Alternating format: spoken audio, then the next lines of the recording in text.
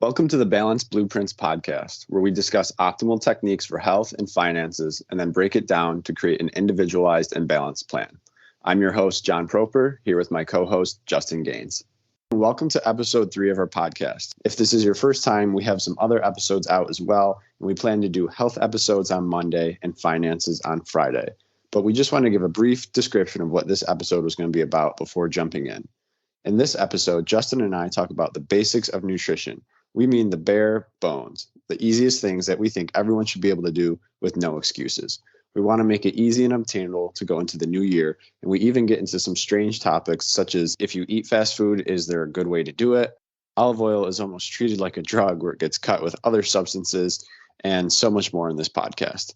We can't thank you enough for listening, and we hope you enjoy. All right, John, what are we going to talk about today? All right, we got some basics, going over some simple things that helped me improve my health, but bare bones. I mean, we're talking lowest hanging fruit here, but that doesn't mean they're not important. You got to start somewhere. Yeah, you got to start somewhere. And I think it's actually a good starting point where a lot of people, like even where my journey started, was through cooking. If you're not interested in health that much, but you like cooking, you like eating great food, like it's a great way to just, here's some things to swap in your cooking if that's what you enjoy. Then you don't even have to think about health. Then you're just cooking with good ingredients. Health comes automatically. You don't need to use extra brain power for it. And we can try and sneak those in there to make it a lot easier for the person that wants to do nothing. If you start with these basics, it might be for the first time that you start to realize like, oh wow, I changed the foods, I changed the inputs, and now I feel this much better. Yeah. And you thought you felt really good. And we've had this in our own health journeys where we're doing something, we think we feel amazing, and we think we're like operating at peak performance. And then we go and do something and we change it or we find new information and we try it, we test it, and then we're like, holy smokes, I can't believe I thought I felt good before because how I feel now is 10 times better than I felt before. Yeah. And I feel like that's kind of what keeps us on this journey, is the fact that as we find out new information, as we try new things, we start to feel better in just different ways. And we're like, holy crap, I didn't realize I felt bad before, and I didn't even realize it because that was my normal. That was my best I've ever felt. Yeah, two huge things there. And that's that baseline for everyone. Even I think I'm maybe cursed of like, I think about it all the time. I'm like, could I feel better than I feel right now? Which is unlikely. So you don't want to take it too far. But that's huge because it goes along with the other thing we've talked about too, of chasing real dopamine, in a sense of those mornings where we got to connect, be in nature, talk to each other, relax, feel good when you wake up, energized, refreshed.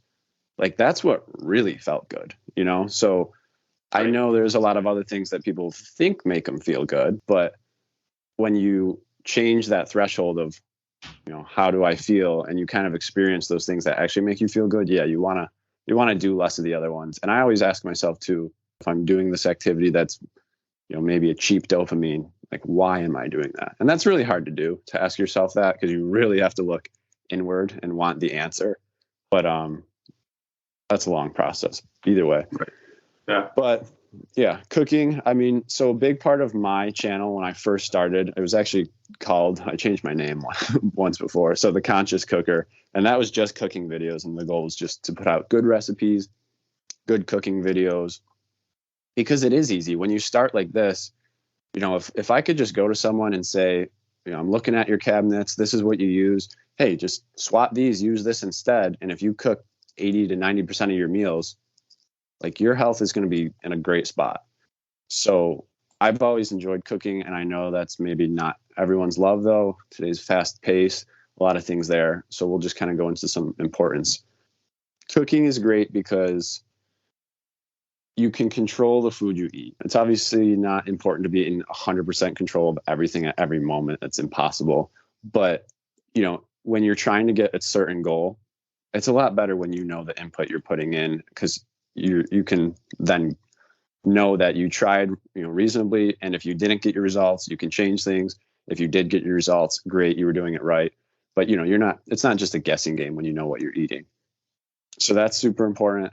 And then it also ties into digestion. So I think this is super interesting. There's different stages of digestion, But when we cook and see and smell our food, like a lot of people think, oh, digestion, I'm eating something, my tummy's grumbling. Like that's what digestion is. But it's so much more in terms of it starts when you see, smell, cook your food, your mouth is creating enzymes, your digestive tract is secreting a little more acid. And I wonder how strong it is these days because I haven't looked into it because we snack all the time. Food smells are everywhere. So I wonder if it's been dampened a little. But how it is supposed to work is, when you see, smell, or even play with your food with cooking it, that's like the first step of digestion, and it stimulates those enzymes in the mouth. So when you're about to eat, it's like warming up your muscles. You're not just jumping into it. And it's kind of crazy to think because it's such a minor thing you do. But, your system is prepped to digest and receive food. Interesting. I didn't realize that the smell and sight element played a role in digestion. Yeah, I mean, it's funny. I think it's so forgotten and so tiny. Like you just said, you didn't know it played a role. But if you think about it, you're like, you smell an apple pie or something, your mouth starts watering, and then you phrase it like, right. Logically, it makes sense. Yeah. It's one of those things that like you just don't think about. It doesn't come to the forefront of your mind. Right. And you think about it as like a joke or like a cartoon or something, but it's like actually a real step of digesting your food that's important. And that's one of the main reasons for health why I think cooking is important, because even if you go to a restaurant, you might smell the food and you're sitting with people and it's still going to have a similar effect, but it ties into don't drive through a fast food line, unwrap your food real quick, eat it while you're driving. You're not even paying attention, which is a very common thing because everyone's in a rush. Guilty as charged. Hey, we've and again, if we're talking every day. It's that importance of being present. Just being present, looking at the food, seeing the food. These are the bare minimum things that are important, and we'll even tie into. It's all connected because it gives you that sense of appreciation too of where your food came from. And that's another thing we'll get into. But to stay on topic here, that's the first step. And the next step in digestion, to take it one step further, that a lot of people don't think about too, is chewing. Like a great weight loss hack. And it's not going to shed pounds, but if you're bloated, it's funny because I think people say weight loss because if they're bloated, their stomach's pushed out and then bloating goes down and they're like, oh, I lost weight. It's like, no, you're just digesting your food better and your stomach's not pushed way out. But if it looks like that, that's great because maybe that's all you need. But, step 2 of after you've smelled, prepare your foods in front of you. I can even give a 1.5 step here of I like people to take a couple deep breaths, just relax before you eat, get yourself in a de-stress state because you'll digest a lot better. But then chewing your food is just so important. Again, it's mindful. Like you can't do that if you're watching TV and eating your food, if you're on your phone scrolling, eating your food. Sometimes I've scrolled a bunch on my phone. It's not something I'm perfect at. And I'm scrolling through my phone while I'm eating and I realize like, man, I just took like 6 bites. Did I even taste it? Like, what did I even eat? It's tough. You don't realize that. But chewing it more, breaking it up is the start of mechanical digestion. Obviously, there's chemical, but you have enzymes in your mouth that we talked about that break down mainly carbohydrates. But then mechanical digestion, you don't want to just swallow huge chunks and hope that your stomach acid is good enough, which is a whole nother topic we talk about. If you don't have good digestion, maybe you have low stomach acid. But, they're going to help each other out. Whereas if you chew it up as much as you can into mush, which is what the mouth is for, that's going to really help digestion and you'll feel much less bloated if you have that issue. Interesting. So obviously we're talking cooking. So I'm going to back you up a little bit. Yeah. Break down like what a fast food restaurant is typically doing that is not ideal and that you shouldn't be replicating in your home kitchen. Yeah. To go over quickly what we mentioned, I think it's the whole ritual around eating for me that's important. Connecting with your food, cooking it, appreciating it, sitting, relaxing. Now, I guess if someone bought fast food, drove it home, didn't eat it until they got home, unwrapped it, relaxed, lit a candle, maybe people do that with their McDonald's meals, but I assume I assume most people are just nailing it on the run. So I think that's one thing that's really important, but more towards what your question, what they do wrong. is probably just quality of ingredients is the main thing. I mean, they're going to be picking ingredients that these foods need to be preserved and sold on masses. I mean, think about the amount of people that go through these places. So it's not like you're using incredible, fresh quality, local ingredients at these places, because it needs to stay. If anyone has ever seen that video of like a real burger versus McDonald's burger left on the counter for, there's food in there. Real food should spoil at a decent rate. So that's the biggest thing, whether it's preservatives, whether it's rancid seed oils. Like a lot of places are using cheaper ingredients. So they're going to opt for maybe a lot of canola oil, or again, just lesser quality salts, lesser quality potatoes, things that are grown coming from factory farms. Again, I think it's the ritual.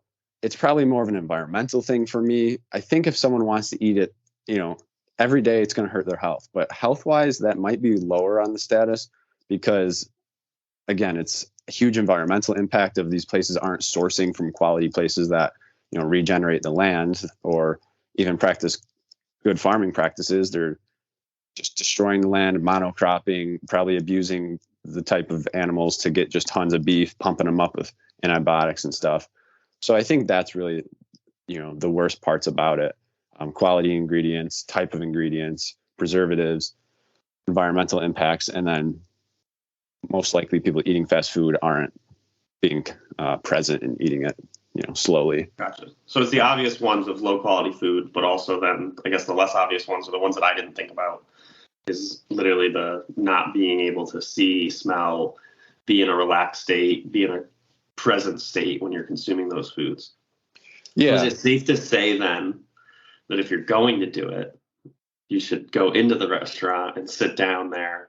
Because then at least you're smelling the food, right? So you're checking that box. Mm-hmm. You're going to see it because you're going to sit down, and if you're not on your phone and you sit down and you're mindful and present, that would be, is that what you're saying? Is that it would be better if you're going to do it, you would be better off doing that? Yeah. If I'm putting all the facts together, how could I say no? It's like, again, I'm not gonna tell people to enjoy tons of canola or corn or safflower oil. Like those oils are inflammatory. We do need omega-6 oils. A lot of people completely, demonize them, but you want them from like nuts and, better sources. So if you have a little here and there, it's not going to kill you as long as you're eating a lot of omega-3s and your ratio is good. I mean, McDonald's uses 100% beef patties. So like if I was on a pinch, and I've seen people do this, they roll up to it and they're like, can I have 4 quarter-pounder beef patties? Like nothing else. And they give it to them, So it's like you're eating that. You might eat some bad oils. The bun is probably filled with tons of preservatives and stuff like that. I don't know what the chicken McNuggets are made from, but it's like the main thing about this podcast is if you have good health, you can use that health. So if that's something someone wants to do or needs to do and they have good health, that's great. I'll go back again to what we just talked about earlier of, ask yourself why, like, why are you doing it? Maybe you just love it. Maybe you're addicted. I mean, the food's addicting. So that's a real thing for people is it's addicting. Maybe, and this is why health is so hard, maybe your life's a mess and you just are stressed out and you don't want to cook and you need a quick meal and you're overworked. And then like, that's a life question that needs to be changed. So that's hard, but obviously that can't be addressed overnight. So yeah, like go in, eat with someone else, have a conversation. You're eating it, you're smelling it, you're present. You're not on your phone. You're not eating while driving while someone cuts you off and then you're pissed at that, so it's like, if someone's going to eat McDonald's, dine in. Right. Well, I just bring it up because I know a lot of what we advise to our clients is getting on pathways that they'll stick with. It might not be the most ideal and the most advantageous or the fastest route to get somewhere, but the fastest route to get to where you're trying to go is a route that you're going to stay on. Yeah. So even if you need to go around the mountain because you're not going to walk just straight up it, that's the path you're going to stay on, and it's going to allow you to get to completion. Yeah. That's the path that you should take. So I want to bring up those, those little steps of, on paper, this, we're not recommending this. This isn't the best option to get there. But if this is the detour that you need to take in order to take the baby steps to get to that next checkpoint, then this is the way to do it. Yeah. Yeah, it's all about improvement. And I was listening to someone else that was speaking before, and they were talking about how it's kind of bittersweet, but if you're improving or if you're going downhill, they're both exponential. You know what I mean? So if you start with a 0.001% progress, it's going to grow exponentially. So if that's your progress, that's a great start. And another thing that I think is important to note there is if you're dining in, because it's funny you phrase it that way because it's true. You know, if you're going to dine in a fast food place, it's funny. But the other thing you're getting out of that is if you're present while you're eating, way less likely to overeat. I also wonder if someone is present while they're eating that type of food. And I mean truly present. You're eating it, you're tasting it. If after a while, if you would wonder, like, you know, like how am I feeling with this food? Like, is it great after a bite, and then the second after I eat it, the feeling goes away, so I have to eat another and another and another? I mean, that's kind of how the food is designed. It's not really deep, flavorful food. It's a perfect combination of fat, salt, and sugar. That's why it's addictive. But, you know, I wonder if people are sitting down and they're consciously eating it, if maybe they'll kind of realize, like, I don't feel great on this food. And even if they don't realize that, that's just a thought, maybe they will. You know, you will realize with certainty, you know, I've seen the research here, if you're consciously eating, you're going to realize, like, okay, I'm getting full. You know, if you're distracted, you miss that signal. You just keep pumping food and you don't really feel like the body, you know, the gut's talking to the brain. And it's not an obvious signal because obviously overeating is very easy and they've created and engineered food to bypass that signal, which is genius, you know. And criminal. And criminal. Yeah. Genius way to make money, but criminal. But hey, get your clients hooked on your product. But so that's just another important thing I think we didn't mention. If you're chewing, if you're conscious, if you're present in terms of digesting well, you're not going to overeat as much because you're going to feel that signal. You're eating slower. It takes time to get full, you know. So if you pound a bunch of food, you already overeaten, but the signal doesn't come after. So if you're eating slower, you can recognize that signal and be like, I'm good. Right. And I'm definitely guilty. And I guess I always blame it on my work schedule and the fact I'm on the road meeting with clients all the time. So sometimes, you know, I get an emergency call or I'm in the area and somebody wants to add to that schedule and I have to eat. So I go somewhere quick. I guess the next baby step would be, okay, let's not go to McDonald's. Let's go to a place that has better quality of ingredients. And I know we used to talk about this and, you know, maybe the brands have changed, but what would be, you know, your recommendations as far as, you know, an eat this, not that type of recommendation of if you're going to do it, what are some brands that I should seek out? I know like Chipotle is usually pretty high on our list for that. What are some other brands that fall into that category that have quick, convenient food, but also have high quality inputs? Yeah. In terms of big chains, I would have to say that one's still probably, Chipotle is still probably on the top. I don't eat there as much now because they do use rice bran oil, which is still a vegetable oil. But if we're talking about big chains and doing your best, like that may be one of the few things they do bad. I mean, I think their paper bag has a list of their ingredients and some even say where they're from, which is awesome that they do that. I think it's all on their website as well. So that they're definitely a win. It's quick. It's a good amount of food. You could probably avoid, you know, some of those ingredients if needed, but things like fresh salsa, fresh guacamole, like they're not really even filled with those bad ingredients anyways. And they're making it on, I think they're making it daily, at least you see them making it in front of you because they go through so much. Right. So Chipotle is definitely top on the list because we're talking about places you can go anywhere. Right. Yeah. We don't want to pick places that are specific to the Northeast or something along those lines. You know, we're going to have a national presence here. So yeah. So what are some other ones? Yeah, they're definitely still up there. A big thing I like then, long as I can see the ingredients, I'm kind of happy. You know what I mean? So for me, even if I see there's something bad in there, but I can at least know, like, you know, like you said, there's an emergency. I'm in a pinch. I got to do it. So hot bars at grocery stores, ideally, I would probably go with Whole Foods. It's the one that's probably in the most spots. And again, is it perfect? It's a hot bar, you know, hot food bar. It's not perfect, but they're going to use, have better options at Whole Foods probably than maybe your Kroger or something. And they're in a lot of places. But Whole Foods, they're going to tell you the listing ingredients. You can go through stuff. I don't like getting salads out. It's boring. It's expensive to buy a pre-made salad compared to making it. But like if someone was really worried, they could go to the salad bar at, one of these places, because you can pick your proteins. I mean, talk about minimalist ingredients. You're just picking one ingredient at a time. But chances are they're going to have some dishes of pre-made foods that they make daily. They list the ingredients, and some will only be made with olive oil, and that's great. Scoop it up, put it in, your box, and you're good to go.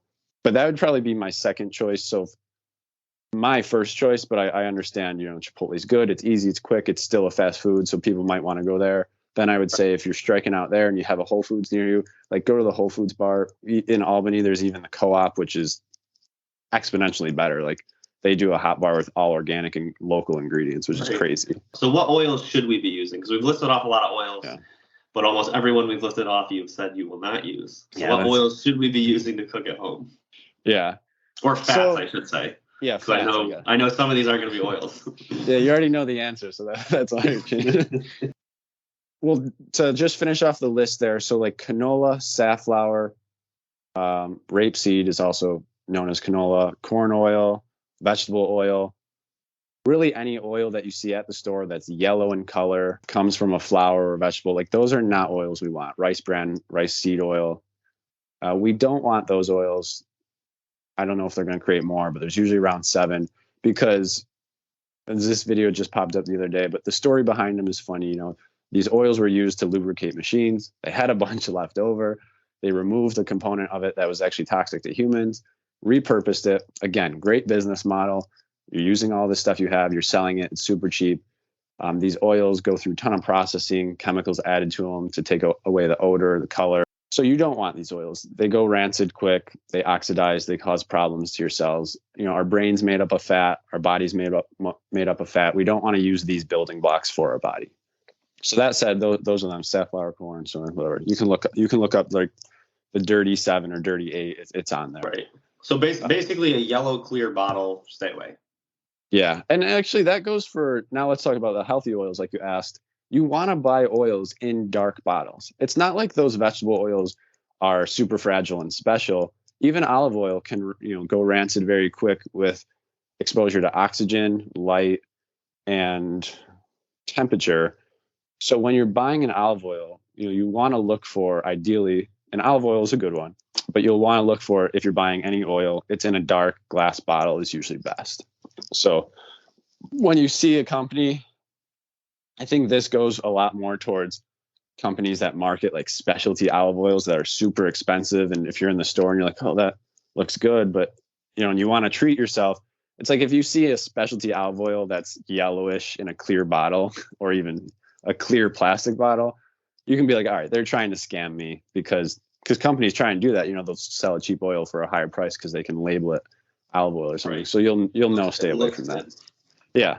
But all right, my main oils, I think it's important not to douse your food with tons of oil. I think these days, especially with keto and just the war against bad oils, like if you think about it, they're not foods we would normally consume in excess, because olive oil, for example, I think we would mainly eat olives back in the day. Not to say we didn't press and get some oil, but even my family, like when they eat salads, just the amount of olive oil you eat these days, I think is a lot in excess. So just use them sparingly is my thing. Don't use too much. So olive oil, avocado oil would be another one that if you want to cook with is good. I'm a fan of coconut oil. I think that's great. If we were talking about digestion and gut health, like that has antibacterial, antiviral effects. So coconut oil is a good tool, not just to use for cooking, but if like you're healing your gut. And then I've shifted from not using too many oils, and I use butter. That's probably one of my favorite for medium to low cooking heat. Baked goods, ghee, which I use probably for high heat, and that's a clarified butter. So they just boil butter for a while and take out the milk solids or milk fat, and then it's kind of more of like a hard oily butter. Animal fat, I use a lot of animal fat in terms of save your bacon grease. And that one's not ideal because it has a lot of salt in it and stuff. So You can just buy plain lard. I get that from the farmer's market. They'll sell blocks of that. Pork usually has great flavor. Butter, ghee, lard. I don't think I'm missing anything. I think those are the big ones. Yeah, because lard covers, beef, tallow, pork fat, any animal. Right. Whatever animal fat you want to go into. Yeah. Now with olive oil, extra virgin olive oil, just regular olive oil, what's the difference and what one should we be using? We'll work top down. My easiest thing that I tell people is if you're looking and you don't care about price too much, but you can still find them at a good price. But the best olive oil, you're going to find single source. So single source just means it came from one spot. And they usually have stories on the bottle. So say like it came from this farm in Italy. Like, great. The blends from 6 different countries are usually cheaper, lower quality. Not always. So if you're on a budget, that's what we'll get to. But look for single source. Organics, that iffy one, you and I talk about this all the time. Sometimes places just can't afford organic. They do great organic practices. Sometimes in Italy, it's like, it is organic. And they're like, why would I label it organic? So I think if it's single source, if it's organic, great. Doesn't have to be. And if it has the harvest date on it. So if you flip it over, you'll see a lot of oils will say like harvested this date. That's a great indicator of it's a quality oil. They put the date on there. And obviously if it doesn't have that, who knows how long it's been sitting for if you buy these cheaper bulk oils, because over time, time alone does cause them to go rancid. So dark glass bottle, harvest date, single source, and then they'll usually have 1 or 2 stamps. Like if it's from Italy, maybe like European Olive Association or Italian olive oil. I don't know their exact names, but you'll see a stamp on there that is some type of olive oil. California probably has their own. So if you see those things, like that's top-notch quality oil. And even if it's not organic, I'm still buying that because it has all the other things. Then from there, if it's a blend, it's fine. If it's an organic blend, that's great. Still try and look for the harvest date. I would usually stick with extra virgin olive oil because I think even if we're getting the lowest extra virgin olive oil, the price is very reasonable. So if you're going to a store like Costco's or BJ's and you're getting their version of extra virgin olive oil, a great price, I think you're fine. More, I guess what's easier to say is to stay away from, just olive oil, light olive oil, the yellowish olive oil in usually plastic bottles. A lot of olive oil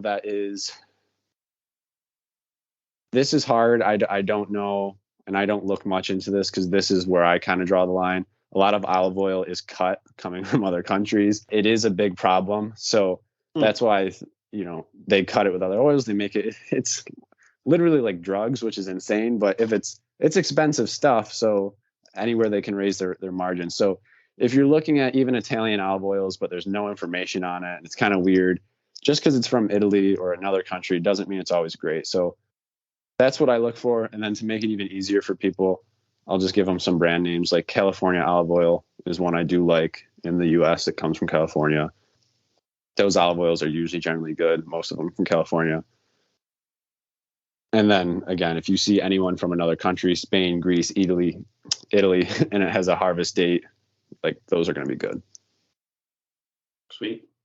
Yeah. Easy enough. And then one more thing before we move on, I'll say I've switched, if anyone's more curious, because I eat mainly local seasonal food. So I really enjoy, especially where we live, we don't have gorgeous olive trees. We're not in Napa Valley, California. We don't have avocados. So most of my oils or fats do come from animal sources, whether it's butter, ghee, or animal fat, because I can buy those local. They're from the animals around me. And that's why they're mostly in my diet versus the other ones. I'll still enjoy them, use them for cooking reasons, the olive oil and stuff.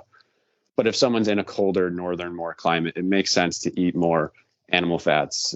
And we won't even get into saturated fat and stuff, but butter is a health food. Like it's not going to harm your health.